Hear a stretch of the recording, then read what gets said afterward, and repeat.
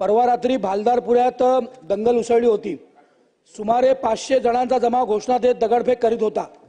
परिस्थिती नियंत्रण आणण्याकरता पोलीस उपायुक्त निकेतन कदम, पोलीस उपायुक्त शशिकांत सातव, पोलीस उपायुक्त अर्चित चांडक यांच्यासह पोलीस निरीक्षक मच्छिंद्र पंडित, नितीन राजकुमार, पोलीस उपनिरीक्षक व 5 कर्मचारी व दंगल नियंत्रण पथकातील एक महिला पोलीस तिथे गेले। जमावाने पोलिसांवर दगडफेक करायला सुरुवात केली। त्यात शिवीगाळ सुद्धा सुरू झाली।